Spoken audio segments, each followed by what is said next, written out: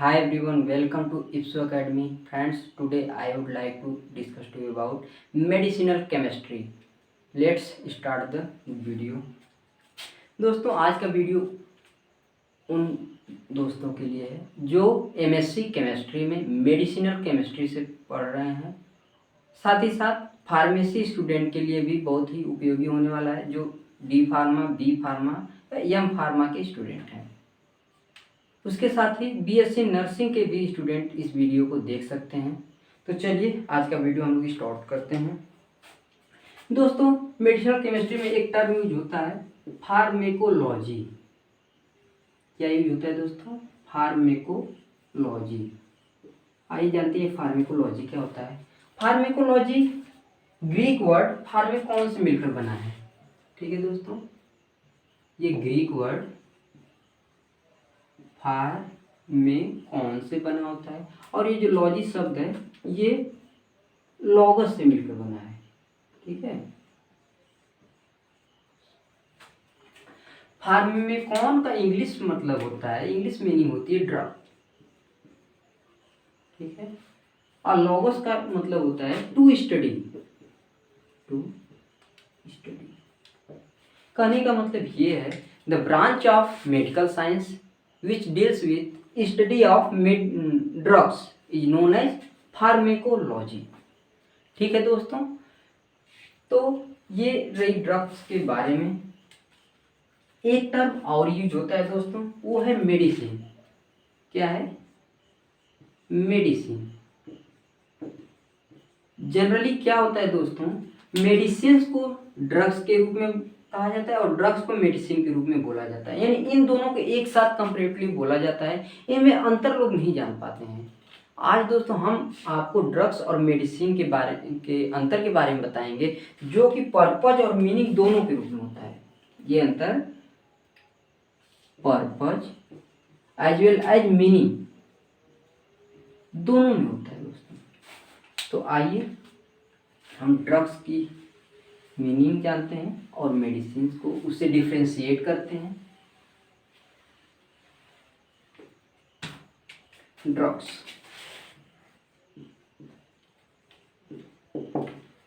क्या होता है दोस्तों? ड्रग्स नेचुरल या सिंथेटिक सब्सटेंस होते हैं जो कि किसी व्यक्ति के फिजिकल और फिजियोलॉजिकल कंडीशन में चेंज करते हैं। यानी ड्रग्स को हम लोग कह सकते हैं कि ड्रग्स आर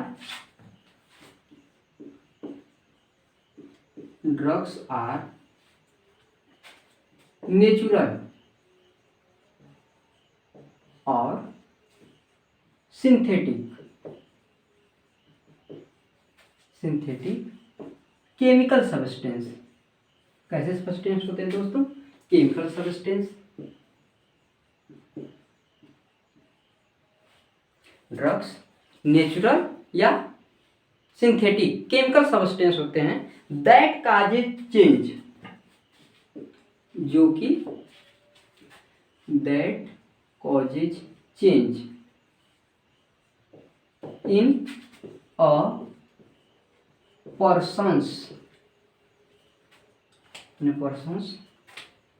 फिजिकल एंड और physiological condition.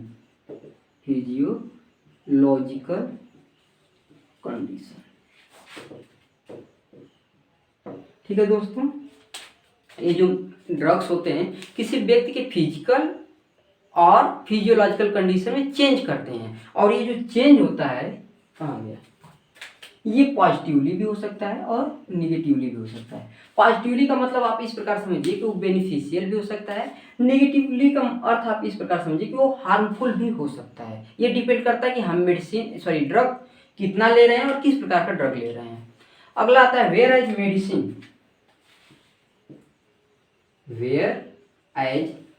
Medicine are those drugs. Medicines are those drugs that are used to cure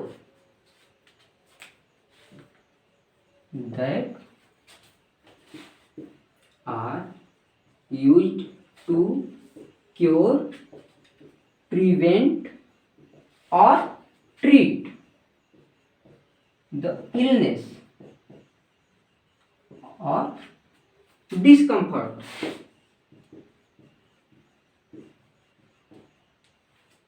कहने का मतलब ये है कि व्यक्ति की बीमारी को ठीक करने के लिए हम लोग मेडिसिन का यूज करते हैं। वो किसी समस्या में है, उसको ट्रीट करने के लिए हम लोग मेडिसिन का यूज करते हैं। बट जो ड्रग्स होते हैं उस पर्सन की फिजिकल और फिजियोलॉजिकल कंडीशन दोनों में चेंज करते हैं। फिजिकल मतलब शारीरिक, ये फिजिकल मतलब उसकी जो फिजिकल एक्टिविटीज है उनको, साथ ही साथ उनके जो क्रिया हैं उनको ये चेंज करते हैं। चेंज का मतलब बदलते हैं, और वो बदलाव व्यक्ति के फेवर में भी हो सकता है, डिसफेवर में भी हो सकता है।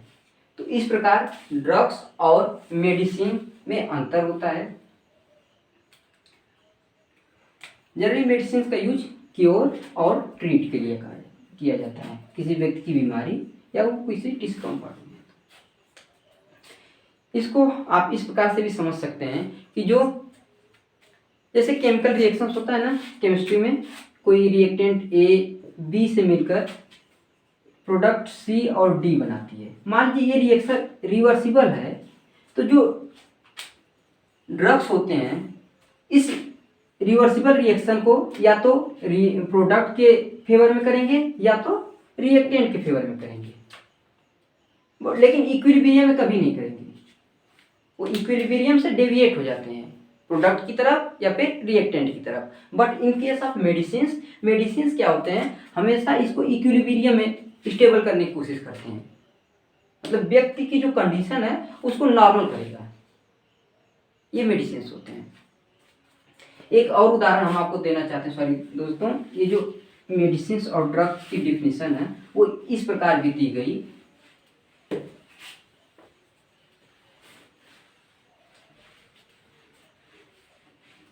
Drugs are, in other words,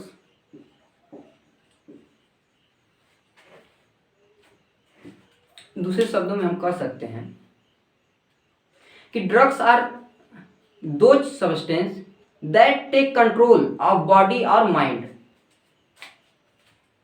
ये जो ड्रग्स होते हैं ये बॉडी का कंट्रोल, टेक कंट्रोल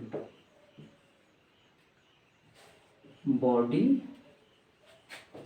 और माइंड।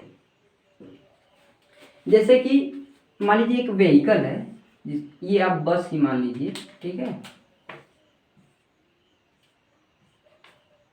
बस का ड्राइवर इस बस को कंट्रोल करता है,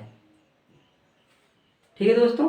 एक बस का ड्राइवर इस व्हीकल यानी बस को कंट्रोल करता है। उसी प्रकार ये जो ड्रग्स होते हैं ये ह्यूमन बीइंग के बॉडी को, उसके माइंड को अपने कंट्रोल में ले लेते हैं। यानी कि ये जो ड्रग है वो ड्राइवर का काम करता है और ये बस या बॉडी है, ठीक है दोस्तों।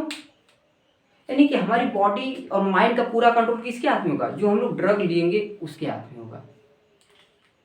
वहीं पे ये जो मेडिसिन होती है, मेडिसिन क्या करती है दोस्तों कि ये हेल्प करती है रिस्टोर करने में नॉर्मलसी को।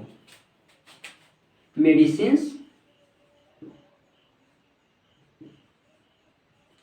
helps to restore normalcy of body and mind।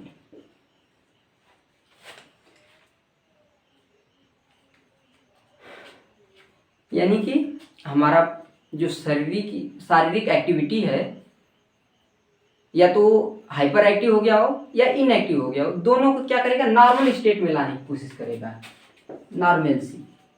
Normal state में लाने की कोशिश करता है, वो मेडिसिन होते हैं। और ड्रग्स क्या होते हैं, हमारी पूरी बॉडी को अपने कंट्रोल में ले लेते हैं। अब वो हमारी एक्टिविटी को इंक्रीज भी करा सकते हैं और डिक्रीज भी करा सकते हैं। तो ये रहा दोस्तों ड्रग और मेडिसिन के बारे में कुछ बातें।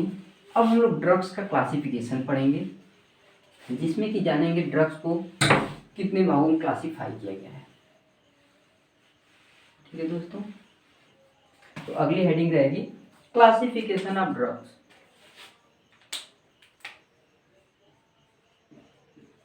Classification of drugs. दोस्तों ड्रग्स को जनरली 3 भागों में बांटा जाता है।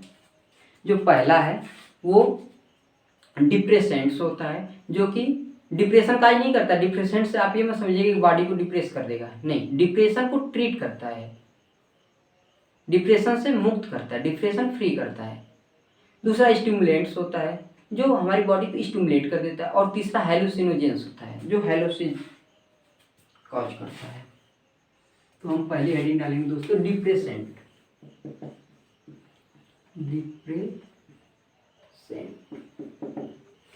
डिप्रेसेंट ड्रग वो होते हैं जो, अभी हमने दोस्तों आपको बताया कि डिप्रेसेंट ड्रग वो होते हैं जो हमारे सीएनएस को स्लो डाउन कर देते हैं, यानी सेंट्रल नर्वस सिस्टम को कम कर देते हैं। Slow down the CNS. CNS का फुल फॉर्म होता है central nervous system, central nervous system.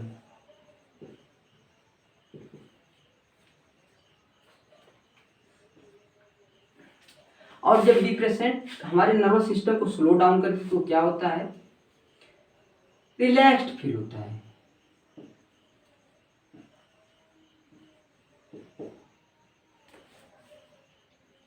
साथ ही साथ लेस टेंस्ड,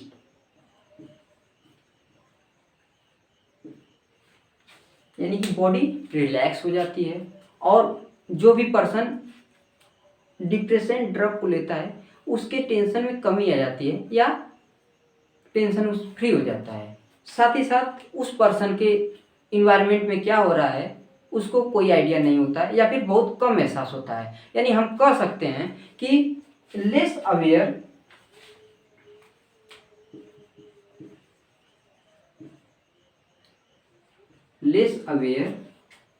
ऑफ इवेंट्स, मतलब उनके इन्वायरमेंट में जो इवेंट्स हो रहे हैं, इवेंट्स अराउंड देम,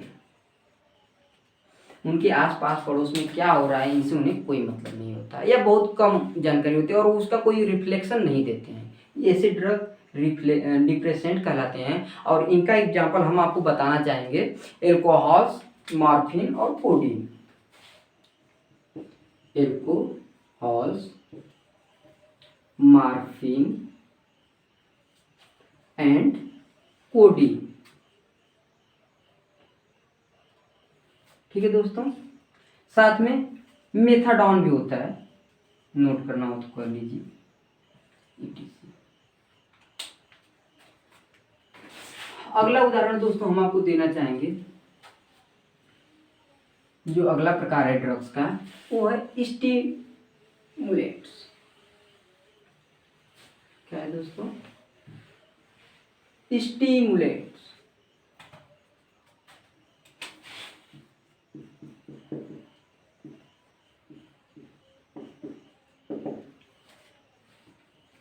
स्टिमुलेंट्स क्या करते हैं दोस्तों, स्टिमुलेंट्स हमारे सीएनएस और ब्रेन को स्टिमुलेट कर देते हैं। स्टिमुलेट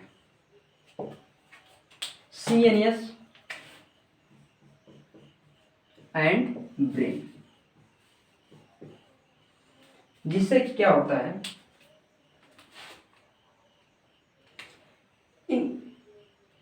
जब हमारे ब्रेन को ड्रग्स स्टिमुलेट कर देते हैं, उत्तेजित कर देते हैं, तो हमारी एक्टिविटी बढ़ जाती है, साथ ही साथ अलर्टनेस भी बढ़ जाती है और हम लोग काफ़ी एक्टिव हो जाते हैं। जो भी पर्सन इन ड्रग्स को लेते हैं वो काफ़ी एक्टिव हो जाते हैं। तो हम कह सकते हैं इट इंक्रीजेज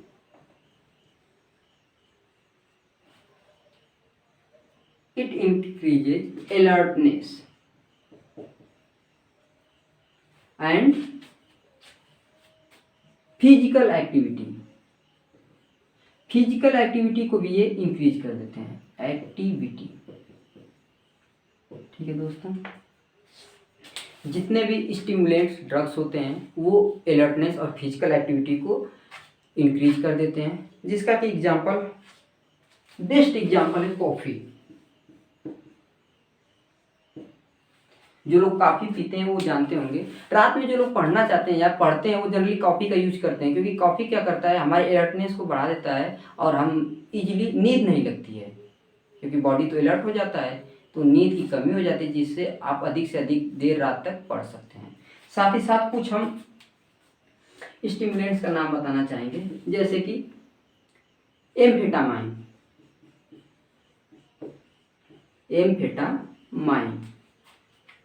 मेटाएम्फेटामाइन,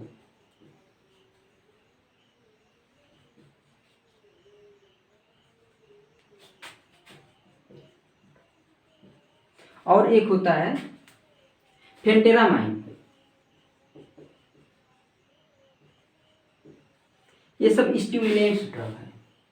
ठीक है दोस्तों, एक और एग्जाम्पल इसका क्लासिफिकेशन जब हम किया था, थर्ड वन था, ये सेकेंड था, और जो थर्ड है वो है हैलोसिनोजेंस। हैलोसिनोजेंस क्या करते हैं दोस्तों, हैलोसिनोजेंस हैलोसिनेशन काज करते हैं। हैलोसिनेशन का मतलब होता है भ्रम, ये भ्रम की स्थिति उत्पन्न कर देते हैं। और ये भ्रम की स्थिति किस प्रकार उत्पन्न करते हैं दोस्तों, ये जो हैलोसिनोजेंस होते हैं ये हमारे सीएनएस और ब्रेन के साथ इंटरफियर करते हैं, इंटरफियर विथ लिख लीजिए, ब्रेन एंड सीएनएस का मतलब सेंट्रल नर्वस सिस्टम। और जब ये हमारे ब्रेन और सेंट्रल नर्वस सिस्टम के साथ स्टिमुलेट करते हैं तो भ्रम की स्थिति पैदा करते हैं, विच काजेज हैलोसिनेशन,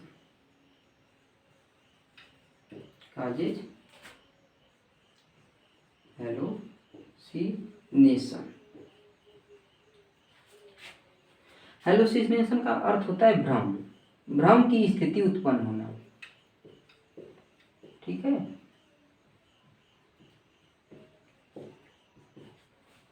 और जब भ्रम की स्थिति उत्पन्न हो जाती है तो आपको ऐसा लगता है कि कोई आपसे बात कर रहा है, या फिर कोई स्मेल आपको आएगी, ऐसा लगेगा सामने कोई खड़ा हुआ है, किसी की आकृति बनी हुई दिखाई देगी, जबकि ऐसा कुछ होता नहीं है रियल में।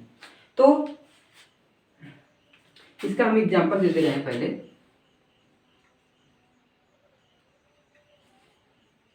हैलोपेरिडोल दिख रहा है यहाँ पे दोस्तों, हैलोपेरिडोल,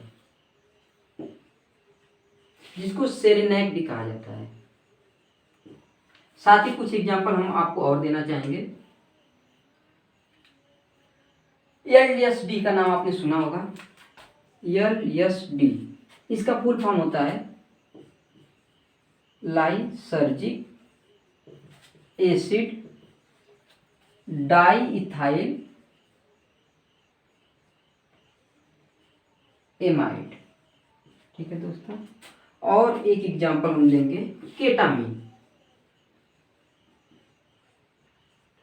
ये सब हैलोसिनोजेंस होते हैं, भ्रम की स्थिति उत्पन्न करते हैं, और जब भ्रम की स्थिति उत्पन्न हो जाती है तो हमारे आसपास में क्या हो रहा है, बस हमको ऐसा लगता है कि कोई हमसे बात कर रहा है, कोई कुछ फेंक रहा है, कोई स्मेल आपको लगेगी, या फिर इस तरह से भ्रम की स्थिति उत्पन्न होती है, और ऐसा कुछ होता नहीं आपके इन्वायरमेंट में। तो ये रहे ड्रग्स के प्रकार। पहला प्रकार डिप्रेसेंट में था, सेकेंड वाला स्टिमुलेंट्स है, और थर्ड वन इज हैलोसिनेशंस। अब हम लोग दोस्तों मेडिसिन के पास चलेंगे और उसका क्लासिफिकेशन करेंगे। ये रहा ड्रग का क्लासिफिकेशन और उनके एग्जाम्पल्स।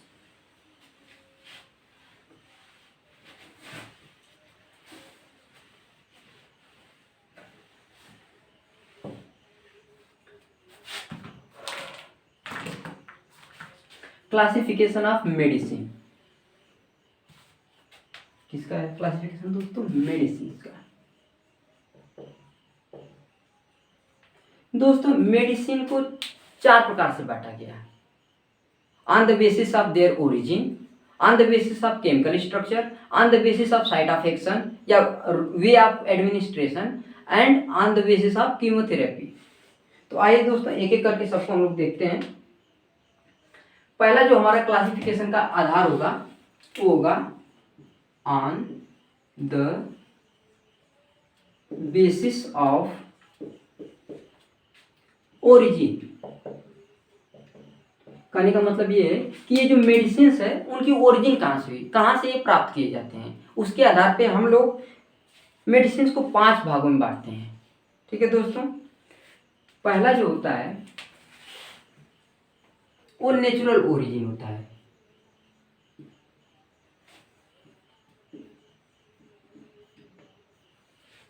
जिसमें कि आपके ये जो मेडिसिन होते हैं वो या तो प्लांट से प्राप्त किए जाते हैं, प्लांट से, या और हर्ब। दूसरा जो टाइप होता है दोस्तों वो सेमी सिंथेटिक।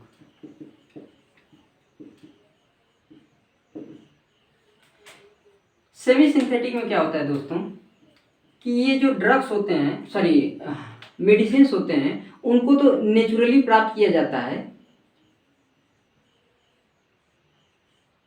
नेचुरली ये मिल जाते हैं, ऑब्टेन नेचुरली कर लीजिए, ऑब्टेन नेचुरली, बट इनको as a medicine chemical change करना पड़ता है या केमिकली सिंथेसाइज करना होता है, सिंथेसाइज्ड। ठीक है दोस्तों, सेमी सिंथेटिक ड्रग तो आपको नेचुरली मिल जाएंगे लेकिन वो एकदम मेडिसिन के लिए प्रिपेयर नहीं रहते हैं, उनको प्रिपेयर करने के लिए केमिकली सिंथेसाइज करना पड़ता है। तीसरा जो प्रकार है दोस्तों वो होता है सिंथेटिक ड्रग, सिंथेटिक ड्रग या सिंथेटिक मेडिसिन।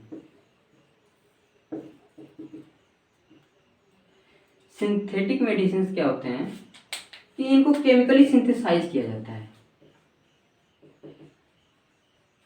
केमिकली सिंथेसाइज किया जाता है। ठीक है दोस्तों, next one is animal origin, यानी वे मेडिसिन जिनको कि एनिमल से प्राप्त किया जाता है। कुछ मेडिसिन हम ना ही नेचुरली प्राप्त कर सकते हैं ना ही केमिकली बना सकते हैं। जैसे आपके हार्मोन्स, कुछ हार्मोन्स भी मेडिसिन की तरह वर्क करते हैं जिनको कि दिया जाता है, और कुछ एंजाइम, ये दोनों क्या है दोस्तों, ये एनिमल ओरिजिन होते हैं। और fifth and last one is microbial origin, microbial origin. ये 2 प्रकार के होते हैं दोस्तों, एक तो एंटीबायोटिक्स होते हैं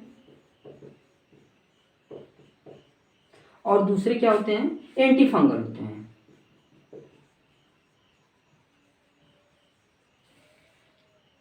जो एंटीबायोटिक हैं इनमें आप एग्जांपल ले सकते हैं सेफ्लेक्सिन का और पेनिसिलिन।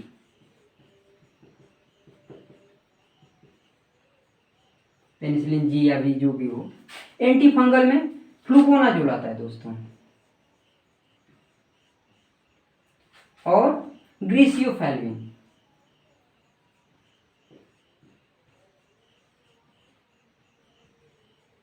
ठीक है दोस्तों, ये रहा on the basis of origin medicine का क्लासिफिकेशन हुआ, जिसमें हम लोगों ने देखा कि नेचुरल ओरिजिन होता है जो कि प्लांट और हर्ब से प्राप्त किए जाते हैं। सेमी सिंथेटिक होता है जो कि नेचुरली ऑब्टेन तो किए जा सकते हैं लेकिन उनको medicine as a medicine work करने के लिए केमिकली सिंथेसाइज करना होता है। और सिंथेटिक मेडिसिन वे मेडिसिन जो केमिकली सिंथेसाइज करते हैं, और जनरली जो मेडिसिन बनते हैं ये मैक्सिमम सिंथेटिक मेडिसिन ही होते हैं। एनिमल ओरिजिन वे मेडिसिन जिनको एनिमल से एक्सट्रैक्ट किया जाता है, जैसे हार्मोन्स और एंजाइम। और माइक्रोबियल ओरिजिन में आपके एंटीबायोटिक्स और एंटी फंगल आ जाएंगे, जो कि माइक्रोब से बनते हैं, माइक्रोब से एक्सट्रैक्ट किए जाते हैं, जिसमें आप एंटीबायोटिक में आपका एग्जाम्पल सेफ्लेक्सिम है और पेनिसिलिन है, और एंटी फंगल में फ्लुकोनाजोल और ग्लिसोफेलिन है। दोस्तों अगला हम लोग जो क्लासिफिकेशन करेंगे उसका आधार होगा वे ऑफ एडमिनिस्ट्रेशन, यानी हम ड्रग को पेशेंट में किस प्रकार से इंजेक्ट कर रहे हैं या दे रहे हैं पेशेंट को, तो उसके आधार पे भी हम लोग मेडिसिन का क्लासिफिकेशन करते हैं।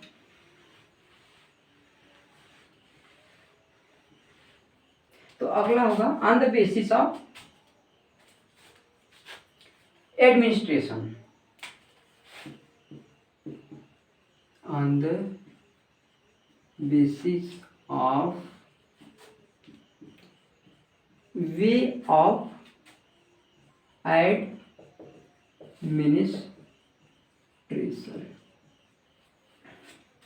दोस्तों ये जो मेडिसिन है, अब हम इसको दूसरे प्रकार से क्लासिफाई करेंगे, और वो उसका जो आधार होगा वे ऑफ एडमिनिस्ट्रेशन या फिर रूट ऑफ एडमिनिस्ट्रेशन, किस रास्ते से, किस प्रकार से हम मेडिसिन को पेशेंट को दे रहे हैं, और ये आधार डिपेंड करता है साइट ऑफ एक्शन पे। किस पे दोस्तों? साइट ऑफ एक्शन, मेडिसिन के एक्शन की साइट क्या है, साथ ही साथ physical and chemical, physical and chemical property of drug या मेडिसिन, ठीक है। और भी कई सारे कंडीशन होते हैं, जैसे कि मेडिसिन का एब्जॉर्प्शन किस प्रकार हो रहा है, क्या वो हमारे इंटेस्टाइन में गैस्ट्रिक जूस को कहीं डीनेचर तो नहीं हो पा रहा है, तो कई सारे कंडीशन होते हैं, उसके आधार पे हम लोग इस वे ऑफ एडमिनिस्ट्रेशन को डिवाइड करते हैं। तो इसका जनरली दो भाग में डिवीजन किया जाता है। First one is local route, और दूसरा जो होता है वो होता है सिस्टेमिक रूट, ठीक है दोस्तों। आइए देखते हैं ये लोकल रूट और सिस्टेमिक रूट को किस प्रकार से देते हैं। लोकल रूट में वे ड्रग आते हैं जिनको हम डायरेक्टली जहाँ पे इन्फेक्शन या फिर इलनेस होती है, समस्या होती है, वहीं पे लगाया जाता है। और सिस्टेमिक रूट में क्या होता है, ड्रग या मेडिसिन को पूरे बॉडी में सर्कुलेट कराया जाता है, ठीक है दोस्तों। सपोज कीजिए ये बॉडी है, नहीं,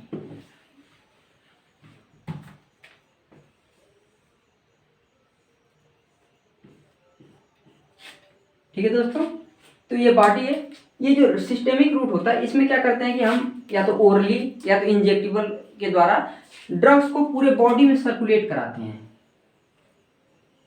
ठीक है। और जहां पे उसको वर्क करना होता है, साइट ऑफ एक्शन होता है, वहां पे वर्क करके बीमारी को दूर कर देता है, इलनेस को ट्रीट करता है। लेकिन ये जो लोकल रूट होता है, जहां पे नीड होती है वहीं पे ड्रग्स को लगाया जाता है, जो कि कई फॉर्म में होते हैं, जैसे कि क्रीम, बहुत सारी मेडिसिन क्रीम फॉर्म में आती हैं, पाउडर फॉर्म में भी आती हैं,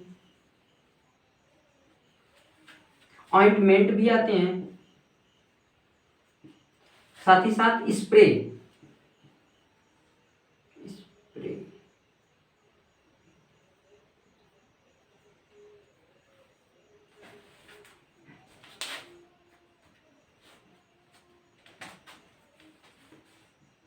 और ड्रॉप, ठीक है दोस्तों। जैसे कि मान लीजिए आपको चोट लगी, तो वहां पे कोई एंटीबायोटिक ऑइंटमेंट आप क्रीम या ऑइंटमेंट के रूप में लगा देते हैं। अभी गर्मी का मौसम आ रहा है, तो आप लोग क्या करेंगे, जहाँ पे खुजली होती है, इचिंग होती है, वहां पे आप ठंडा पाउडर का यूज करते हैं, या फिर पेन किलर स्प्रे आते हैं, जहाँ पे दर्द होता है या पेन होता है वहां पे हम लोग स्प्रे कर देते हैं, तो हमारा दर्द आसानी से ठीक हो जाता है। और ये जो जितने रूट हैं जहाँ पे नीड होती है वहीं पे इनका उपयोग किया जाता है, पूरे शरीर में इनका उपयोग नहीं किया जाता है। और ड्रॉप्स जैसे आई ड्रॉप्स हो गए, नाजल ड्रॉप्स हो गए, तो आई में कोई समस्या है, आँख में मान लीजिए इचिंग हो रही है या रेडनेस हो गई है, तो बहुत सारे ड्रॉप्स एंटीबायोटिक के बने हैं, वो हम लोग यूज करते हैं। और ये सब लोकल रूट है, मतलब जहाँ पे नीड होती है वहीं पे हम इनका उपयोग करते हैं। लेकिन ये जो सिस्टेमिक रूट होता है, इसमें क्या होता है दोस्तों कि जो मेडिसिन है उसको पूरे बॉडी में सर्कुलेट कराया जाता है, और जहाँ मेडिसिन की नीड होती है बॉडी वहाँ पे अपने से ऑब्जर्व करता है और साइट ऑफ एक्शन के जगह पे वर्क करता है। ठीक है, तो ये जो सिस्टेमिक रूट होता है ये भी दो प्रकार का होता है। एक तो होता है दोस्तों ओरल रूट, और जो कि कॉमन है, जनरली जो भी मेडिसिन हम लोग लेते हैं वो ओरली ही लेते हैं, क्योंकि इसमें बहुत ज़्यादा डिस्कम्फर्टमेंट नहीं होता है। और दूसरा जो होता है वो होता है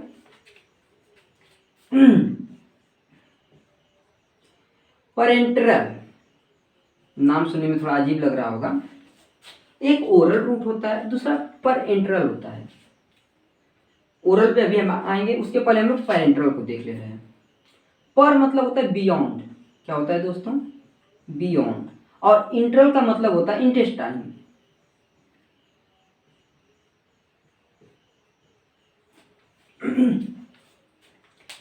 यानी वे ड्रग जिनका एब्जॉर्प्शन और डाइजेशन करना हानिकारक होता है, या फिर वो डीनेचर होते हैं डाइजेस्टिव एंजाइम के थ्रू, तो ऐसे ड्रग को पर इंटरल दिया जाता है, मतलब बियॉन्ड इंटेस्टाइन, उनके इंटेस्टाइन में उपयोग नहीं होता, इनका एब्जॉर्प्शन इंटेस्टाइन में नहीं होगा, तो ऐसे ड्रग को पर इंटरल दिया जाता है। इसको हम पढ़ेंगे। आइए पहले ओरल देख लेते हैं। ओरल ड्रग वे ड्रग होते हैं जिनको हम लोग ओरली लेते हैं, जैसे आपके कैप्सूल्स और टैबलेट्स होते हैं। कैप्सूल्स हो गए, क्या करते हैं दोस्तों, इनको हम ओरली लेते हैं, बकल कैविटी के द्वारा एब्डोमेन में जाता है और वहाँ पे इनका डाइजेशन होता है, डाइजेस्टिव एंजाइम इनका डाइजेशन करते हैं, और उसके बाद इनका इंटेस्टाइन में एब्जॉर्प्शन होता है। एब्जॉर्प्शन होने के बाद ये पूरे बॉडी में सर्कुलेट करते हैं, और जहाँ पे इनकी नीड होती है वहाँ पे साइट ऑफ एक्शन पे अपना एक्शन काम करके जो इलनेस होती है, डिस्कम्फर्ट होता है, उसको ट्रीट करते हैं। ठीक है दोस्तों,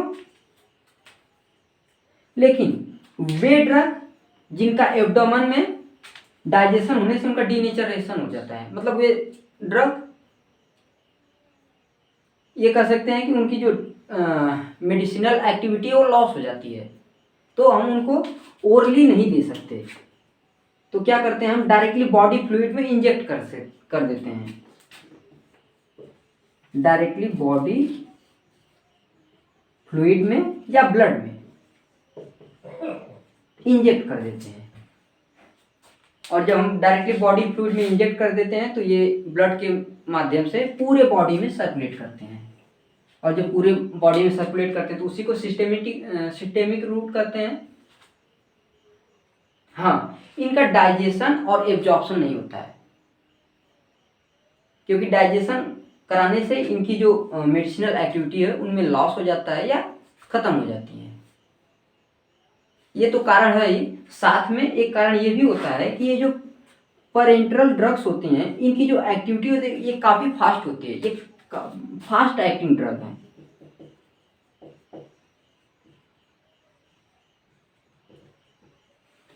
जबकि ये जो ओरल ड्रग्स हम लोग लेते हैं, ओरल मेडिसिन लेते हैं, इनकी जो एक्टिंग टाइम है वो काफ़ी स्लो होती है। इस कारण से भी कभी कभी जहाँ पे फास्ट एक्शन लेना होता है वहाँ पे पेरेंटरल ड्रग दिया जाता है, और स्लो एक्शन के लिए हम लोग ओरल ड्रग्स का यूज करते हैं। बट मेजर जो डिफरेंस होता है वो ये कि ये जो पेरेंटरल ड्रग्स होती हैं वो डाइजेस्टिव एंजाइम के द्वारा डीनेचर हो जाती है, इसलिए इनको बियॉन्ड इंटेस्टाइन इनको नहीं डाला जाता है, डायरेक्ट बॉडी फ्लूइड में या ब्लड में इंजेक्ट कर दिया जाता है, उसके माध्यम से ये पूरे बॉडी में सर्कुलेट करती हैं, और जहाँ पे नीड होती है वहाँ पे इनका एक्शन होता है। ठीक है दोस्तों, तो ये जो पेरेंटरल ड्रग होती हैं जिनको डायरेक्टली बॉडी फ्लूइड में इंजेक्ट किया जाता है, उनके कई माध्यम होते हैं। इसको हम क्लीन करना चाहेंगे, जिसमें पहला होता है एससी, इसका फुल फॉर्म होता है सब क्यूटेनियस, यानी कि ये जो डर्मिस होती है इसको हम लोग स्किन बोलते हैं। स्किन के फर्स्ट लेयर में इसको इंजेक्ट किया जाता है इंजेक्शन के थ्रू, तो उनको सब क्यूटेनियस कहा जाता है। ये सब इंजेक्टेबल होते हैं। ठीक है दोस्तों, और इनको इंजेक्टेबल को देने का कई माध्यम होता है, जैसे सबक्यूटेनियस हुआ, आईवी, इंट्रावीनस, यानी डायरेक्ट वेन्स में इनको इंजेक्ट किया जाता है। Next one is IM, intramuscular, muscles में कुछ ड्रग्स जिनको मसल्स में इंजेक्ट किए जाते हैं उनको इंट्रामस्कुलर कहा जाता है। कुछ मेडिसिन क्या होते हैं, आईडी, इंट्राडर्मल,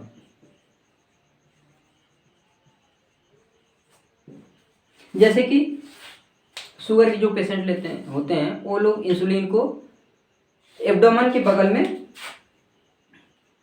जो डर्मिस होती है उसमें इंजेक्ट किया जाता है, तो उसको इंट्राडर्मल कहा जाता है। ठीक है दोस्तों, तो ये रहा ड्रग्स मेडिसिन का क्लासिफिकेशन, जो कि on the basis of way of administration. ठीक है दोस्तों, अब हम लोग आगे बढ़ेंगे और एक दूसरे आधार पे मेडिसिन का क्लासिफिकेशन करेंगे, और वो जो आधार होगा केमिकल स्ट्रक्चर, जो मेडिसिन का केमिकल स्ट्रक्चर होता है उसके आधार पे ड्रग्स का मेडिसिन का क्लासिफिकेशन होगा। दोस्तों, हम एक चीज आपको बताना चाहते हैं कि सभी मेडिसिन ड्रग्स होते हैं, लेकिन सभी ड्रग्स मेडिसिन नहीं होते हैं।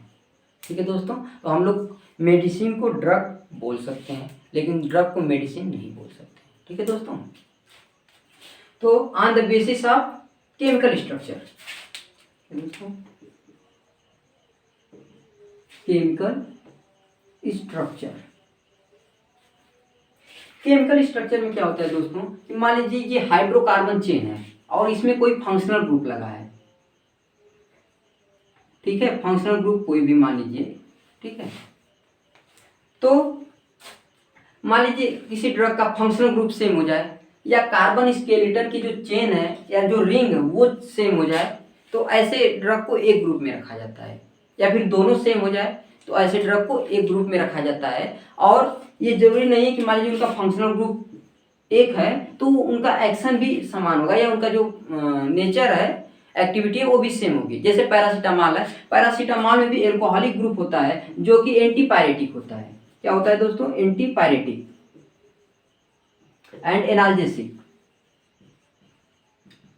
बट ये जो एल्कोहलिक ग्रुप है ये तो अपर डिप्रेसेंट में आता है, तो ये जरूरी नहीं है कि कोई ग्रुप लगा है तो उसका जो फंक्शन होगा वो सेम होगा, वो डिफरेंट भी हो सकता है। तो इसमें बहुत ज़्यादा नहीं है, इसको हम ये पे छोड़ते हैं और आगे बढ़ते हैं, जो कि बहुत ही इंपॉर्टेंट है, जहाँ से क्वेश्चन भी लगभग पूछ लिए जाते हैं। वो है ऑन द बेसिस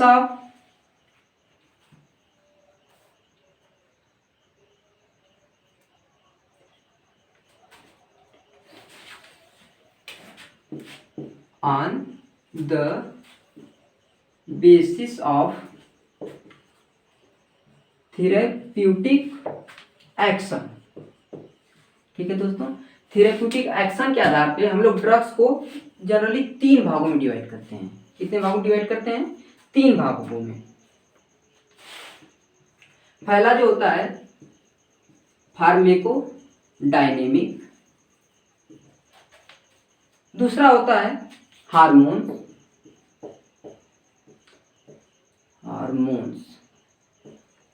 और जो तीसरा होता है दोस्तों फार्मेकोडायनेमिक कीमोथेरापेटिक, कीमोथेराप्यूटिक।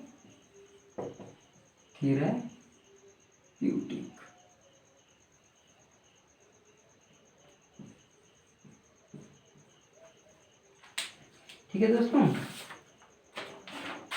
ये जो फार्माकोडायनेमिक एजेंट होते हैं इनमें कुछ विटामिन भी आते हैं। ठीक है दोस्तों, तो on the basis of thermodynamic action, जो कि लास्ट है मेडिसिन का डिवीजन क्लासिफिकेशन, जिनको जनरली 3 भागों में बांटा जाता है: pharmacodynamic agents and vitamin, hormones and chemotherapeutics. तो एक एक करके हम इन सबको जानेंगे। उसके पहले हम इसको क्लीन करना चाहेंगे।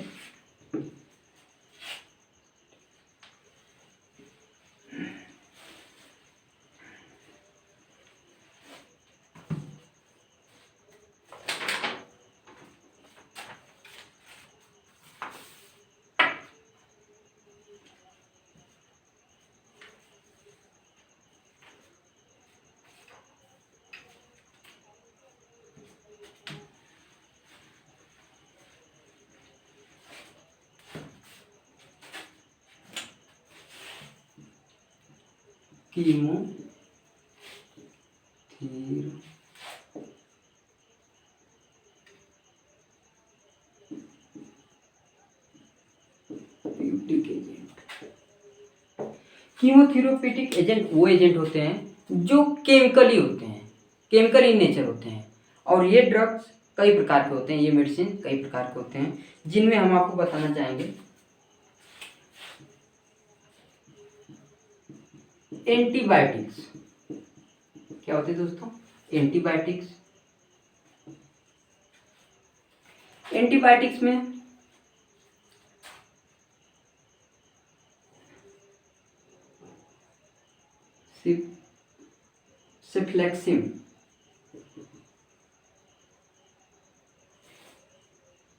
सिफ्लेक्सिन, ओफ्लॉक्सासिन,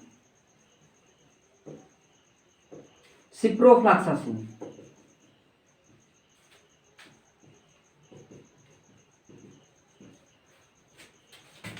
एमॉक्सिसिलिन,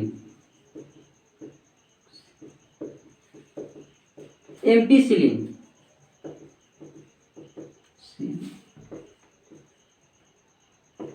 और इम्बिपेनम।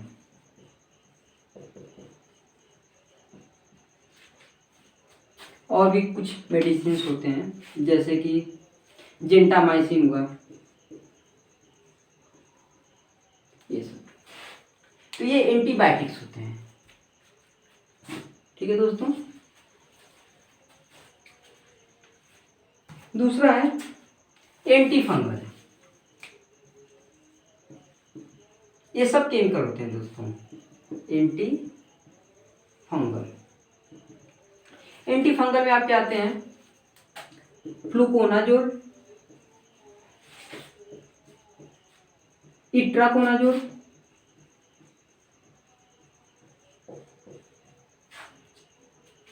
ग्रीसियोफल्विन,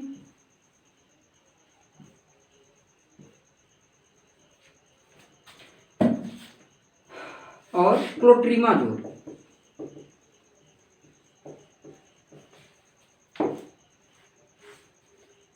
और इस प्रकार से बहुत सारी एंटी फंगल मेडिसिन होती हैं। अब आगे हम दोस्तों पढ़ेंगे और एंटी मलेरिया ड्रग के बारे में। एंटी मलेरिया ये सब कीमोथेरेपेटिक ड्रग्स हैं दोस्तों। एंटी मलेरिया में आपका आता है chloroquine,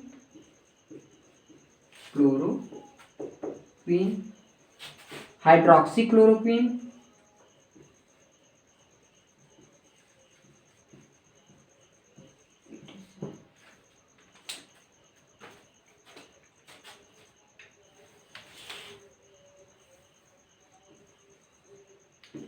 next one is anti tuberculous. Anti tubercular में आप क्या आते हैं? एंटी ट्यूबरकुलर ड्रग में आपके जैसे पायरिजिनामाइड हुआ, रिफाम्पसिन हुआ, ये सब ड्रग, इथम्बुटाल हुआ,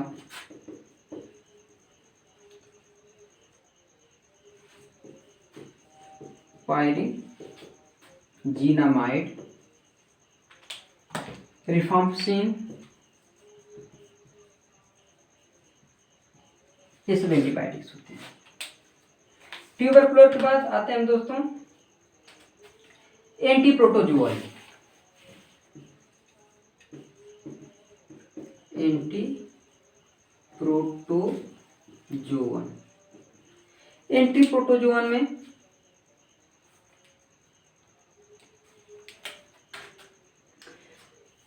आपके मेट्रोनिडाजोल,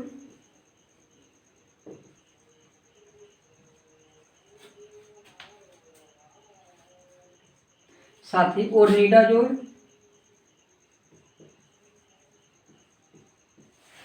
एंड टिनिडाजोल, ये सब एंटी प्रोटोजुअन कीमोथेरेपेटिक एजेंट हैं। ठीक है दोस्तों, और हम कुछ और भी हैं एंटी थेरेपेटिक एजेंट, जैसे कि एंटी लेप्रोसी। एक और ले लीजिए, यहाँ पे आप लोगों को नहीं दिखाई देता होगा तो यहाँ पे हम काट देते हैं। Anti leprosy agent, anti leprosy,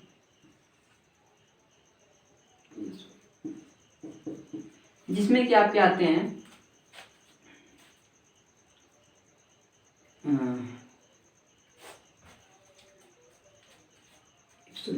phenytoin, लेवेरा, जिसको लेवेरा सिटाम कहा जाता है, पिरोक्सिकॉन एंड पिरोक्सिकॉन ETC। तो ये सब कीमोथेरेप्यूटिक एजेंट्स होते हैं। अब हम दोस्तों फार्माकोडायनेमिक एजेंट पे बात करेंगे और इसको हम क्लीन करेंगे।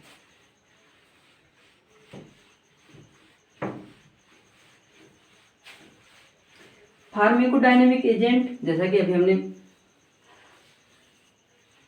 बताया दोस्तों कि ये थेरेपेटिक एक्शन के आधार पर इनको डिवाइड किया गया है, जिसमें कि फार्माकोडायनेमिक एजेंट्स आते हैं। और ये फार्माकोडायनेमिक एजेंट के बारे में हम आपको कुछ बताना चाहेंगे।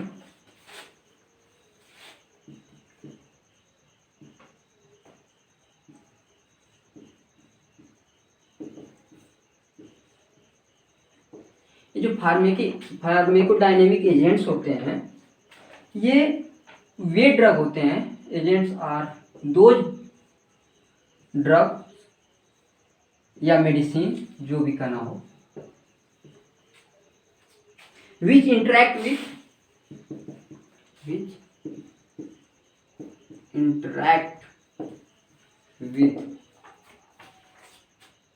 the receptor of body tissue, receptor of the body tissue। दोस्तों नेक्स्ट क्लास में हम आपको रिसेप्टर साइट्स के बारे में बताएंगे और एगोनिस्ट, एंटागोनिस्ट और गोनिस्ट के बारे में बताएंगे। तो अभी आप देख लीजिए रिसेप्टर साइट, आगे हम इसको क्लियर कर देंगे।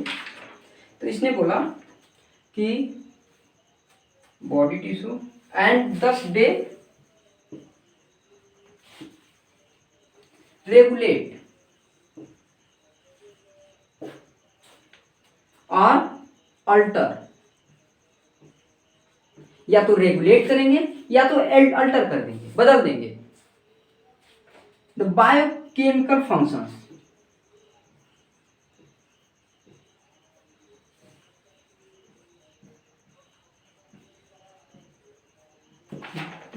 जो फार्माकोडायनेमिक एजेंट्स होते हैं वो ड्रग्स या मेडिसिन होते हैं जो कि इंटरेक्ट करते हैं किससे, रिसेप्टर साइट से। बॉडी में जो रिसेप्टर साइट्स होते हैं उनके साथ इंटरेक्ट करेंगे और रिसेप्टर साइट्स के बायोकेमिकल फंक्शन को या तो रेगुलेट करेंगे या तो उनको बदल देंगे। ठीक है दोस्तों, और इस ये जो फार्माकोडायनेमिक एजेंट्स होते हैं इनको भी हम लोग कई प्रकार से बांटते हैं, जैसा कि कीमोथेरेपेटिक एजेंट को भी कई प्रकार से बांटा गया था, इनको भी कई प्रकार में बांटा जाता है। हम सबको क्लीन कर दे रहे हैं दोस्तों, क्योंकि हमको स्पेस चाहिए, तो हम इनको क्लीन करेंगे और आपको इनके प्रकार के बारे में बताएंगे।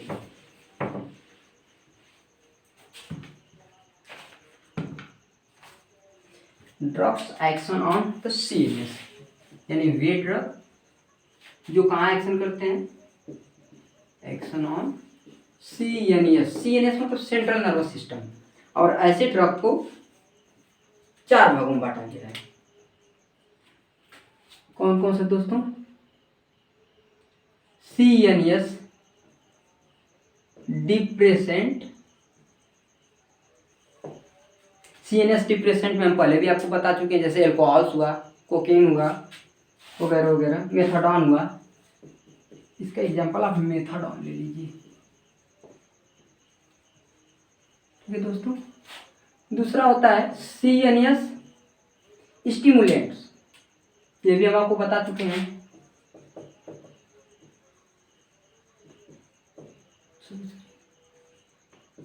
और CNS स्टिमुलेंट्स में आपके आते हैं एम्फेटामाइन,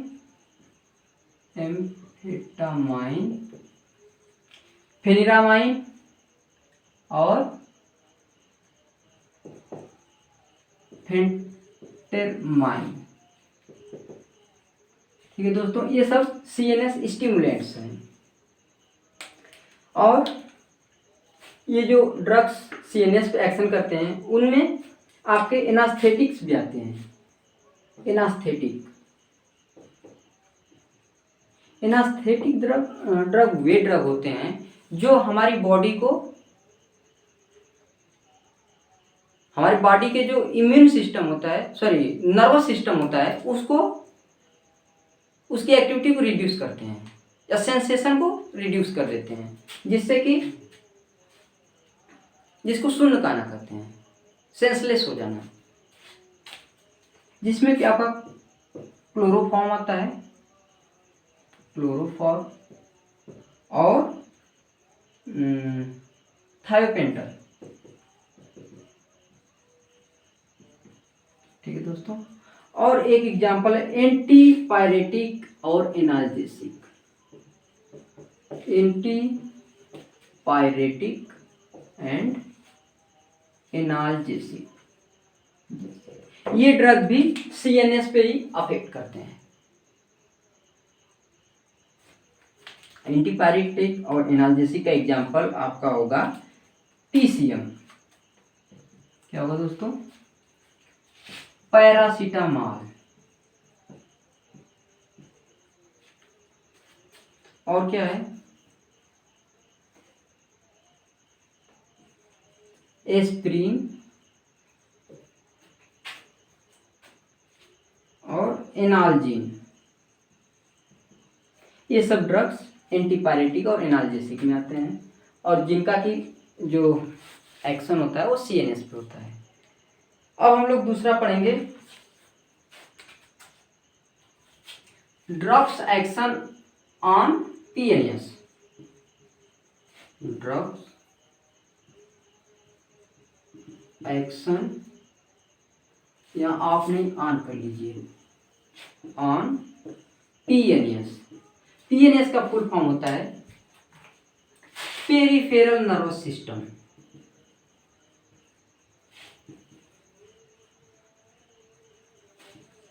पेरिफेरल नर्वस सिस्टम। ठीक है दोस्तों। और इसको भी 2 भागों में बांटा गया है। कितने भागों में? 2 भागों में। एक होता है एंटी स्पास्मोडिक,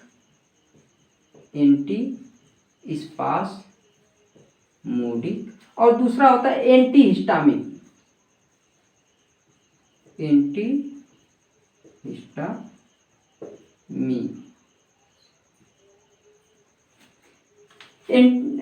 स्पास्मोडिक में आपका आता है एट्रोपिन,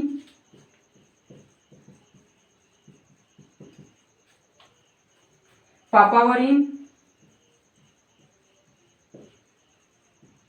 एंड रोटावरिन।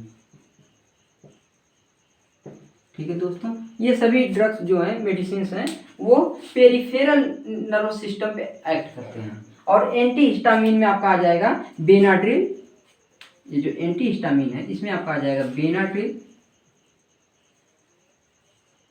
और लीनाड्रिल। ठीक है दोस्तों, अगला जो टाइप होगा ड्रग्स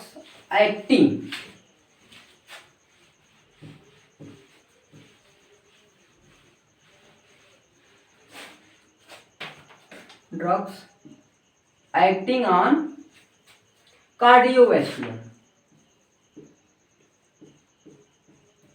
कार्डियोवैस्कुलर सिस्टम। ये जो ड्रग्स होंगे दोस्तों वो आपके कार्डियोवैस्कुलर सिस्टम पे एक्ट करते हैं, जिसका एक एग्जांपल होता है लिडोकेन। क्या होता है दोस्तों? Lidocaine.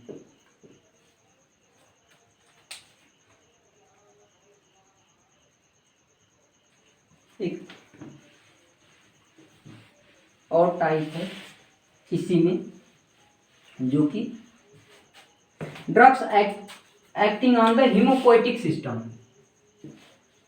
Drugs acting on the haemopoietic system. Haemopoietic system से मतलब है ब्लड कोएगुलेशन से मतलब है। और इसमें भी दो प्रकार के होते हैं, एंटी कोएगुलेंट्स और एंटी एनेमेटिक।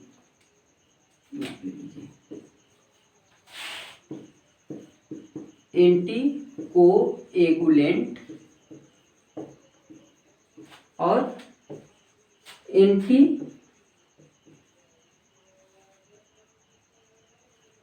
एनेमेटिक। ठीक है, एंटी कोएगुलेंट में आपका आ जाएगा हिपैरिन, नाम तो सुना ही होगा,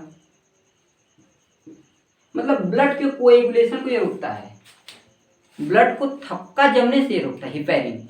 और एंटी एनिमेटिक में आपका आता है फेरस सल्फेट।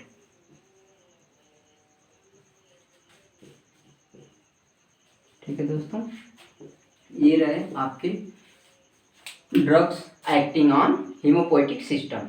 और नेक्स्ट और लास्ट वन है drugs acting on the renal system. Drugs acting on the renal system.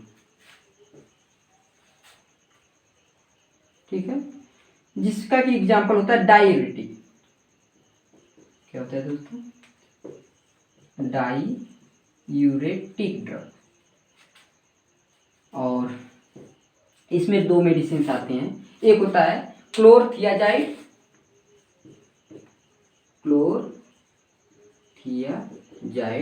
और दूसरा होता है फ्रूसेनामाइड।